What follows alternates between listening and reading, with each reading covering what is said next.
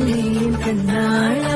என் உள்மன காதலி கண்டாயா கருமை கொண்ட கண்ணோக்கி போய் சொல்லி நின்றாயா போதும் போதும் என சென்றாயா வந்தாலும் போனாலும் பெண் என்ன செய்வாயோ உத்தம